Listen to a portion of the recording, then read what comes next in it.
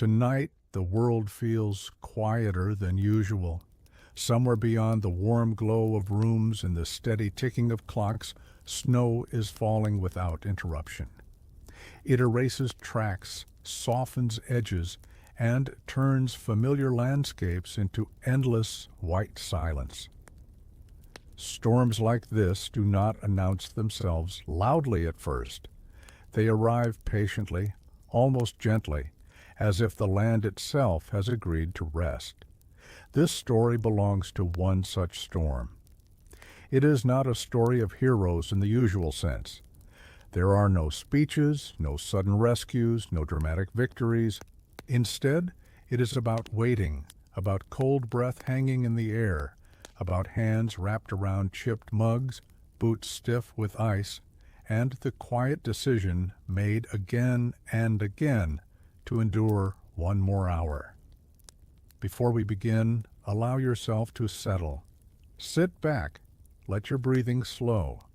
If you're listening late at night in the U.S., Europe, or somewhere else in the world where the day is ending or just beginning, know that this story moves at the pace of falling snow.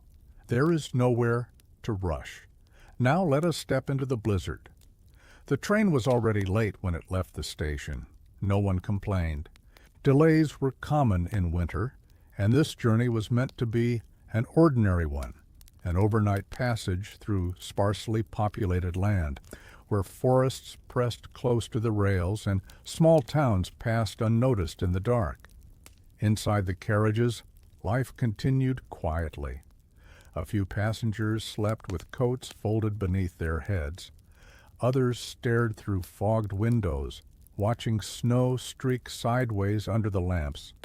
The heater hummed unevenly, struggling against the cold that seeped through metal walls and old seals. Outside, the blizzard was growing. At first, it was only thicker snow. Then the wind began to push harder, reshaping the landscape faster than the train could move through it. Tracks disappeared moments after the wheels passed over them. Signals became faint, half-buried shapes in the white. The train slowed. The engineer reduced speed carefully, feeling for the rails more than seeing them. Visibility shrank to a few car lengths.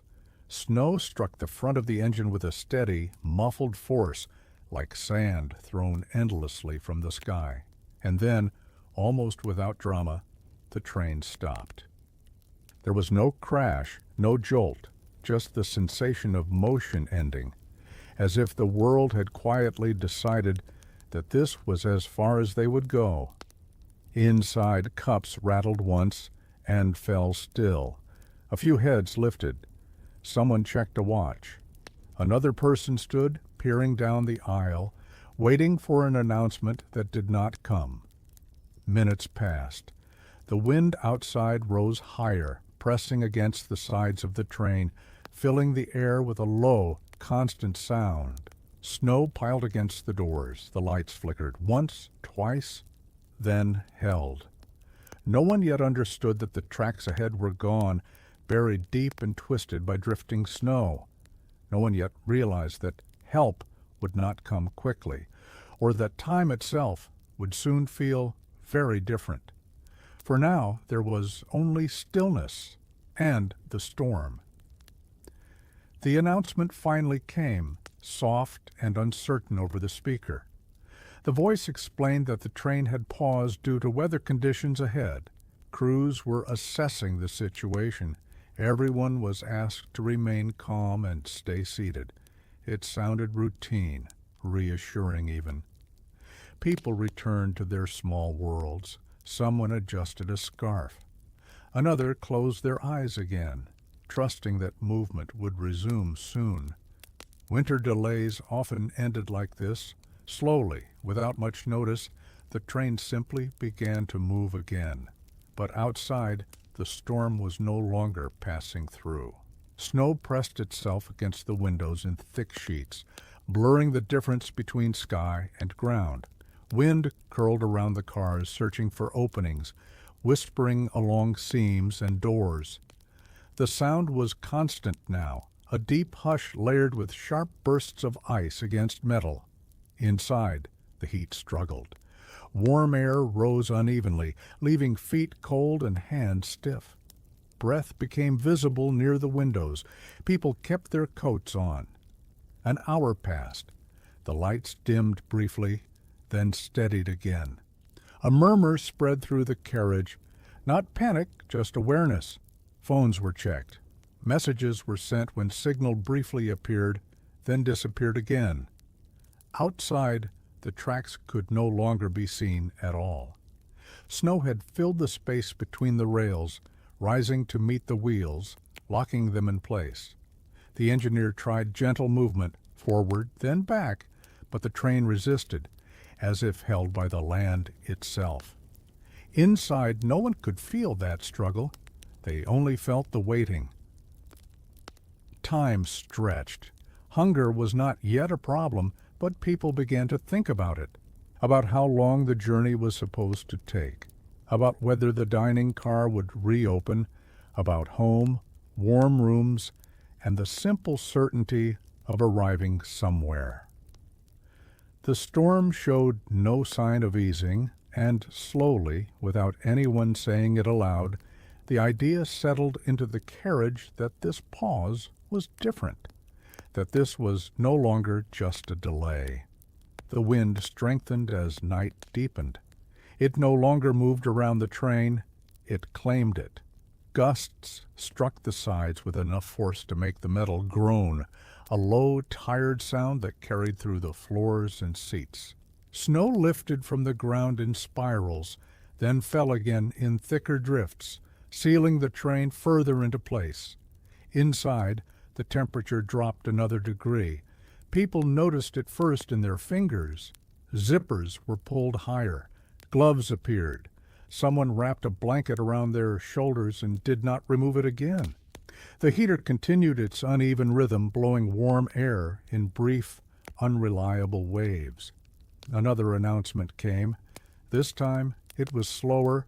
The crew explained that visibility had fallen too low to continue safely. Snow removal equipment was being requested, but the storm was affecting a wide area.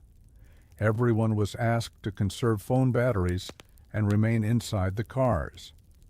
The word storm felt different now, not dramatic, just heavy. The dining car closed early. Lights were dimmed to preserve power. The train felt smaller, narrower, as if the walls had shifted closer together. Conversations became quiet, then faded entirely, replaced by the constant presence of wind. Outside, the rails were no longer merely buried. They were lost. Snow filled every depression, every gap. Landmarks vanished. Even the shape of the train softened under the accumulation, edges rounded by white, as if it had been placed there long ago and forgotten. Hours passed without movement. People slept in fragments, waking often, listening, counting seconds between gusts. The storm showed no rhythm, no pattern. It only continued. Somewhere near midnight, the lights flickered again. This time, they did not fully return. A softer glow replaced them, emergency power taking over. Enough to see, enough to wait, but not enough to feel secure. By then, everyone understood that the train was no longer traveling through the storm. The train had become part of it. By the time midnight passed, the idea of schedules had quietly dissolved. No one checked clocks anymore. Time was measured instead by sensations. The ache in legs from sitting too long, the stiffness in shoulders, the way breath fogged and lingered before fading. The night outside felt endless, pressed flat against the windows by wind and snow. The emergency lights cast a muted glow along the aisle. Shadows gathered beneath seats and in corners, soft and unmoving. The train no longer felt like a vehicle. It felt like a room sealed off from the world. Sleep came unevenly. Some drifted off for a few minutes at a time, only to wake when the wind struck harder, or when ice slid down the side of the carriage with a long scraping sound. Others stayed awake, listening. The storm had a voice now, low, constant, without pause. The crew moved quietly between cars, checking doors, speaking in low tones. Their footsteps sounded heavier than usual, slowed by layers of clothing and fatigue. They offered water where they could, reassured without promising anything they could not give. Outside, snow continued to rise. Drifts pressed against the lower windows, climbing slowly, patiently. The train was no longer visible from the outside as a whole, only shapes beneath layers of white. The wind erased any trace of how long it had been there. Inside, the cold crept closer. People shifted seats, stood briefly to restore feeling to their legs, then sat again. Coats became pillows. Bags became footrests, small adaptations, repeated without comment. Someone shared a quiet snack with a stranger. Another offered a scarf to a child who could not sleep. These gestures were not spoken about. They happened naturally, as if the silence itself encouraged them. The storm did not respond. It continued, unchanged. And somewhere in the darkness beyond the walls, the distance between the train and help remained uncertain, measured only by snow and time. When morning arrived, it did so quietly. There was no sunrise to announce it, no gradual light spreading across the land.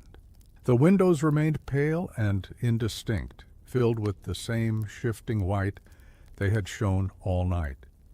Yet something subtle changed inside the train. Bodies stirred, eyes opened. The long night loosened its grip. It had been many hours since the train stopped. People sat up slowly, testing stiff joints, adjusting layers of clothing that had shifted during sleep. The air felt colder than before, sharper in the lungs. The heater still worked, but only just, offering brief breaths of warmth before falling silent again. Another announcement came, careful and deliberate. The storm had not eased. Snow-clearing crews were struggling to reach the area. Roads were blocked. Visibility remained poor. The train was safe for now, the voice said. Everyone was asked to remain calm. Safe for now. Those words lingered. Hunger made itself known for the first time. Not urgent, but persistent. Bags were opened. Food was counted. Snacks meant for a short journey were divided into smaller portions. Water bottles were passed along the aisle, each sip measured. Outside, the snow had reached the lower edge of the windows. Only the upper glass showed motion now, where wind continued to drive snow sideways in restless sheets. The train felt lower, as if it had settled deeper into the earth overnight. Inside, people began to move more deliberately. Some stood in the aisle to stretch. Others paced slowly, careful not to disturb those still resting. Conversation returned in brief exchanges, questions about the time, about updates, about how long storms like this usually lasted. No one had answers. The crew worked steadily, checking equipment, adjusting power usage, monitoring temperatures. Their calm was practiced, shaped by experience, but even they moved with caution now, aware that every decision mattered more than usual. By mid-morning, it became clear that this was no longer a matter of hours. The storm had claimed the day, and the train, still silent and unmoving, waited within it. The day moved forward without the usual markers. There were no stations passing by, no changes in scenery to suggest progress. Only the slow dimming and brightening of the pale light beyond the windows hinted that time was continuing at all. Inside the train, routines began to form, not by plan but by necessity. People organized their spaces. Coats were folded more neatly. Bags were stacked to clear aisles. Those who had slept poorly during the night took turns resting while others stayed awake, listening, watching, conserving warmth. It was an unspoken agreement, shaped by shared circumstances rather than words. The temperature dropped again. The heater cycled less frequently now, and when it did, the warmth faded quickly. Hands were kept inside sleeves. Breath remained visible even away from the windows. The cold no longer surprised anyone. It was simply part of the environment. Another message from the crew arrived, quieter than before. Rescue teams were attempting to reach the train, but drifting snow and fallen trees had slowed progress. Communication was intermittent. Supplies on board were being assessed. Everyone was encouraged to ration food and water carefully. No one protested. Hunger had settled into a dull presence, easier to manage than fear. People ate slowly, focusing on each bite. A shared understanding grew. The less energy spent worrying, the more remained for enduring. Outside, the wind shifted direction, reshaping the snow again and again. Drifts collapsed and reformed. The storm was not violent. It was persistent, relentless, patient. Inside, small acts of cooperation continued. Seats were shared. Blankets passed along. Someone used a notebook to keep track of time since the stop, marking hours carefully, as if naming them made them easier to bear. By now, the realization was complete. They were no longer waiting for the storm to pass. They were surviving within it. By the seventh stretch of waiting, effort took on a different shape. It was no longer about movement or escape.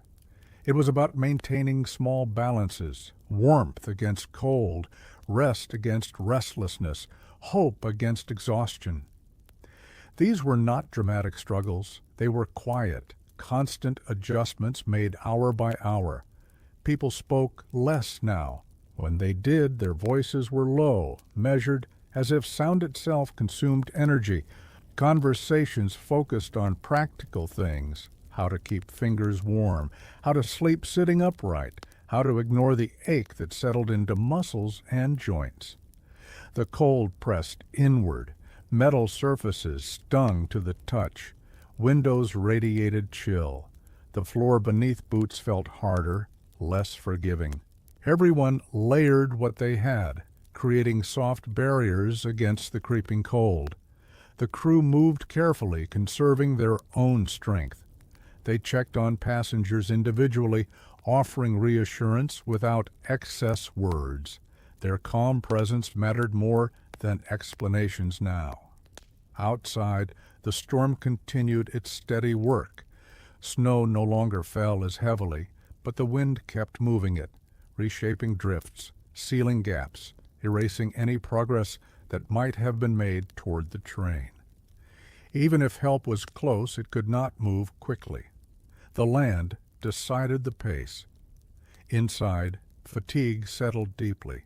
Some people closed their eyes and imagined warmth, sunlight through windows, the smell of food, the feeling of walking freely. Others focused on the present, the sound of breath, the weight of a blanket, the simple fact of being alive. Time slowed further. Each hour felt stretched, expanded, filled with stillness, yet within that stillness something steady remained. No panic, no disorder, just people adapting, moment by moment, to conditions they could not change. The train stayed silent, and the storm, patient and vast, showed no sign of release. The second night arrived almost unnoticed. There was no clear moment when day became evening. The pale light outside simply thinned, faded, and withdrew, leaving the windows dim and colorless once more. Inside the train, the emergency lights grew more noticeable, casting long, gentle shadows that barely shifted. The cold deepened again. It moved slowly, deliberately, settling into bones and joints. People adjusted their positions carefully, knowing that Once still, movement would be harder. Some stood briefly, paced the narrow aisle, then returned to their seats, carrying stiffness with them like extra weight. Hunger was quieter now, dulled by fatigue. Food had become simple fuel, small portions eaten without ceremony. Water was sipped sparingly. No one spoke of how much remained. The counting was done silently, privately, with care. The storm outside changed its sound. The wind eased slightly, but the snow continued falling in a steady, almost gentle way. Without the force of earlier gusts, the silence felt heavier. The train creaked occasionally as the cold tightened metal, a slow complaint that echoed faintly through the carriages. Sleep came again in fragments. Dreams were shallow and strange, images of motion, of warmth, of arriving somewhere familiar. People woke often, uncertain of how long they had rested. Time no longer felt linear. It folded in on itself, shaped by exhaustion. The crew made one last round before settling in themselves. They spoke softly, reminding everyone that rescue teams were still working, that conditions were slowly improving elsewhere. Their voices carried reassurance, not through promises, but through steadiness. They had not left. They were still there. Outside, snow continued to build. Inside, people waited. The second night stretched ahead, quiet and cold, asking the same question it had the night before. How long could stillness last before it became something else? By the time the quiet count reached 40 hours, the body no longer argued with the situation. Cold, fatigue, hunger, they had stopped demanding attention and instead became a steady background, like the hum of the train once had been. Muscles moved slowly. Thoughts came gently, without urgency. Everything unnecessary had fallen away. Morning returned again, faint and colorless. The snow outside no longer rushed past the windows. It drifted downward in soft, patient lines, settling where it fell. The storm had not ended, but it had changed. The violence was gone. What remained was depth, layers upon layers of white, heavy and unmoving. Inside, the air felt thin with stillness. People woke quietly, aware of one another without looking. The small community that had formed over the last 2 days needed fewer words now. Blankets were adjusted without being asked for. Space was shared naturally. Everyone knew the shape of endurance by heart. The heater breathed again, briefly. Warm air moved through the carriage like a memory, lingering just long enough to remind everyone what comfort felt like. It lifted spirits without raising expectations. No one assumed it would last. Then something subtle happened. A vibration passed through the floor. It was so slight that at first it felt imagined, just a faint tremor beneath boots and seats. Someone lifted their head. Another paused mid-movement, listening not with ears, but with their whole body. It came again. A distant sound, low and uneven, not part of the storm, not the wind, not the settling of snow. Movement, not from the train, but from beyond it. People did not speak right away. They waited, careful not to let hope rush ahead of reality. The sound faded, then returned, closer this time, accompanied by a dull scraping noise carried faintly through the snow-packed air. The train remained still, but for the first time in nearly 2 days, the world outside answered back. The sound returned slowly, cautiously, as if unsure whether it was welcome. It was not loud. It did not arrive with triumph or urgency. It was the steady, uneven rhythm of machinery working against resistance, metal meeting snow, weight pushing through depth. A low engine hum, distant but unmistakable. People shifted in their seats. No one stood all at once.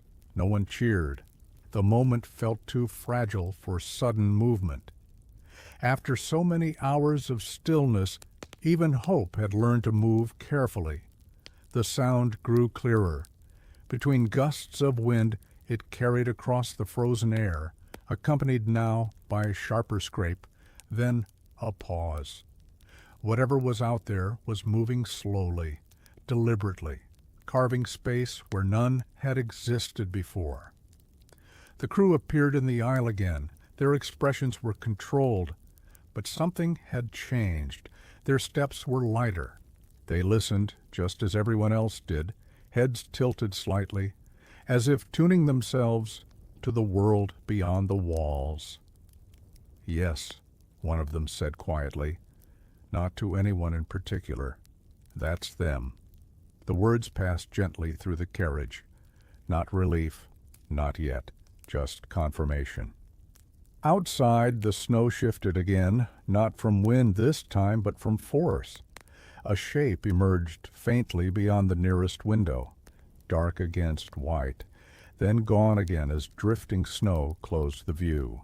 Inside, breath caught in a few chests.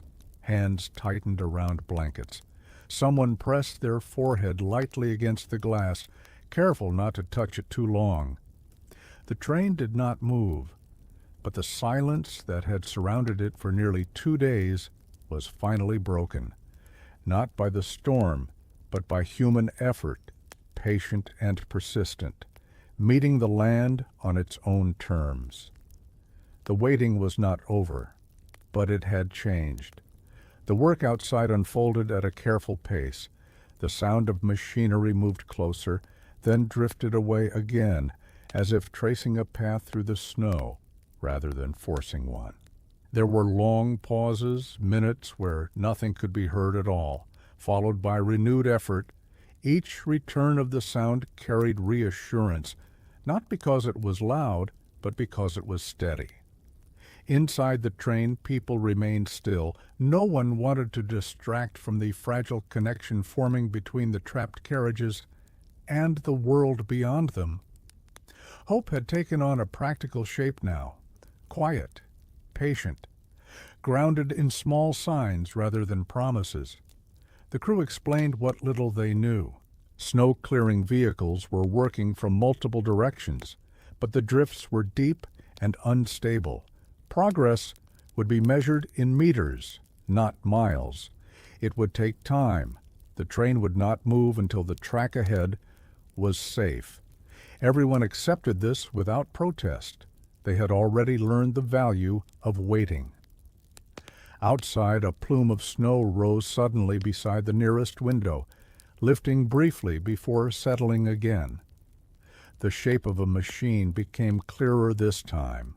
An outline, then a solid form pushing through resistance. It stopped, adjusted its position, then continued. Inside, the air felt different. Not warmer, not yet, but lighter.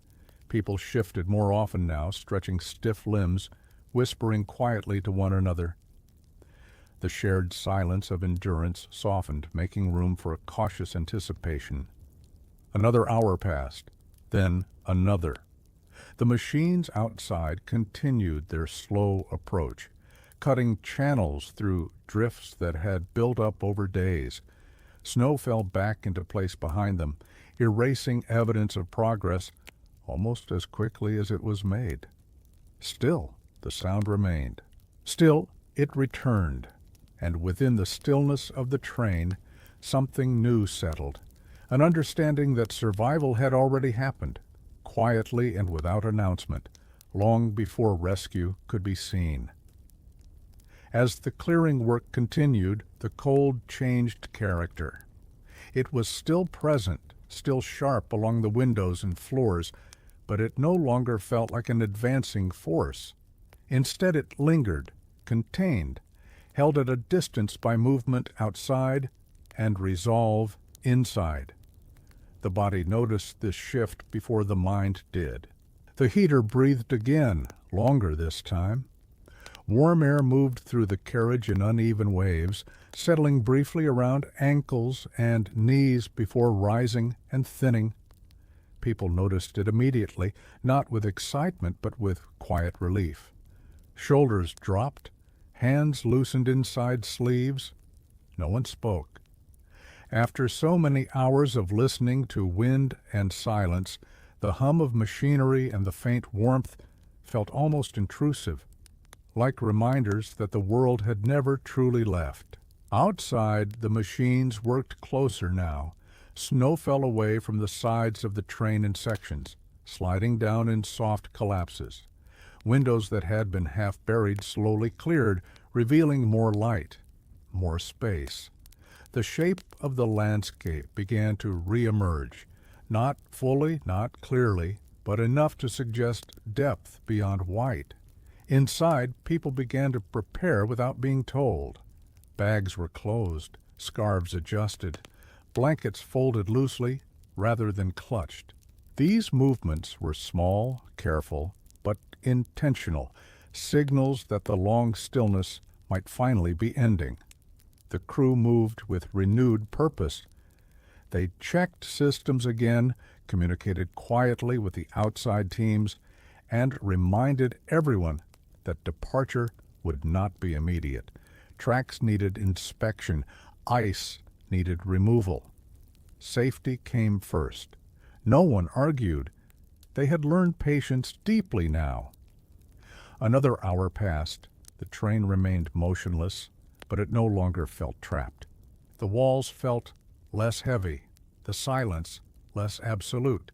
Survival had carried them through the worst of it, and now, slowly, the storm was releasing its grip. The moment the train moved was so gentle it almost went unnoticed. There was no sudden pull, no jolt of metal against metal, just a quiet sensation beneath the feet, a subtle change in pressure, a whisper of motion where there had been none for nearly 2 days. Someone frowned, uncertain. Another lifted their head slowly, listening with their whole body. Then it came again, a faint roll, a measured pause, the soft complaint of frozen steel adjusting to movement. The train was not traveling yet. It was testing itself, waking slowly from stillness. The engine responded carefully, as if remembering its own weight, its own purpose. Outside, machines continued to clear and stabilize, working in coordination with the smallest movements of the cars. Inside, no one celebrated. People remained quiet, attentive, respectful of the moment. After 48 hours of endurance, sudden emotion felt out of place. What mattered was not speed but continuity, the simple fact that motion had returned at all. The crew made a final pass through the carriage. They reminded everyone to remain seated, to keep belongings secure, to expect stops and pauses. Their voices were steady, shaped by long hours of responsibility. There was relief in them, but it was controlled, grounded. Outside, the storm had softened further. Snow still fell, but lightly now, drifting down in slow, unhurried lines. The wind had eased to a murmur. The land looked changed, flattened, smoothed, reshaped by what had passed through it. The train shifted again. This time, the movement lasted longer. A few inches, then a few more. The sound of wheels against rails, dull at first, then clearer, carried through the carriage like a memory returning. People closed their eyes briefly, absorbing it. Others watched the windows, noticing the slightest change in perspective as the world began once more to slide past. The long waiting was nearly over, but the quiet it had created remained. The train moved forward in careful stages, a short roll, a stop, then another measured stretch of motion. Each pause allowed crews outside to check the rails again, clearing ice and compacted snow where the weight of the train had pressed it deep. Progress was slow, but it was real, and that was enough. Inside, people stayed seated, steadying themselves against seats and armrests. The sound of motion, so ordinary under normal circumstances, felt almost sacred now. Wheels turning, metal responding, a rhythm returning after a long silence. No one took it for granted. The windows revealed change inch by inch. Snowbanks slid past where nothing had moved before. Markers emerged, bent and frosted. The outline of trees appeared again, their branches bowed under the weight of ice, standing patiently where they had stood through the storm. The heater settled into a more reliable pattern. Warmth spread gradually, not enough to erase the cold entirely, but enough to ease it. Fingers flexed more easily, shoulders loosened. People breathed more deeply. The crew offered water again, checked on everyone, and repeated instructions calmly. They spoke of the next safe stopping point, of inspections ahead, of continued delays. No one minded. Delay had lost its meaning. The train paused once more. Outside, engines idled. Snow was pushed aside. Tools scraped against ice. The work continued, deliberate and exact. Survival had already been achieved. Now came recovery, careful and methodical. When the train moved again, it did so with more confidence. Not fast, but forward. The train continued forward, slowly pulling itself free from the place where it had been held. Snow still clung to the sides of the cars, thick and heavy, but it began to fall away in sheets as movement increased. The sound of it sliding down, soft, constant, marked progress better than distance ever could. Each meter traveled felt earned. Outside, the landscape widened. The drifts became less severe. The wind thinned. The storm, which had once filled every direction, now felt localized, something they were gradually stepping out of rather than enduring from within. The sky lightened, revealing faint shapes of clouds moving on. Inside, people noticed the change in themselves as much as in the world beyond the windows. They sat a little straighter. They stretched without hesitation. Quiet conversations returned, brief, practical, gentle.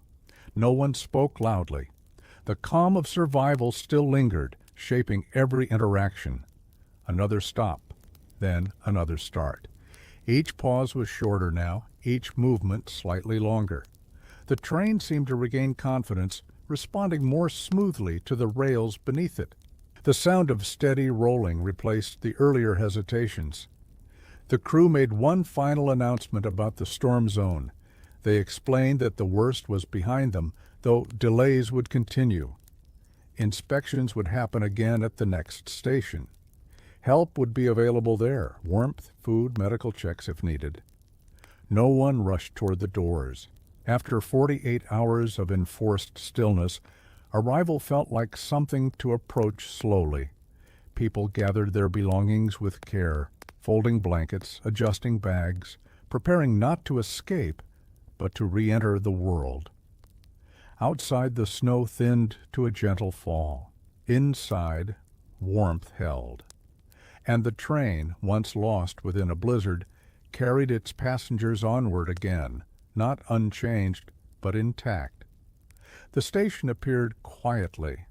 There were no crowds waiting, no flashing lights or raised voices, just a platform edged with snow, a few figures in heavy coats, and the steady glow of lamps cutting through the cold air. The train eased into place as if unwilling to disturb the stillness. Doors opened slowly. Cold air rushed in, not harsh, not biting, but clean and sharp. It carried the scent of snow and machinery, of open space after confinement. One by one, people stood stretching carefully, testing legs that had not walked freely in days. No one hurried. They stepped down onto the platform with deliberate movements, boots meeting packed snow, hands reaching instinctively for balance. The ground felt different, solid, unmoving, real. Support crews waited nearby.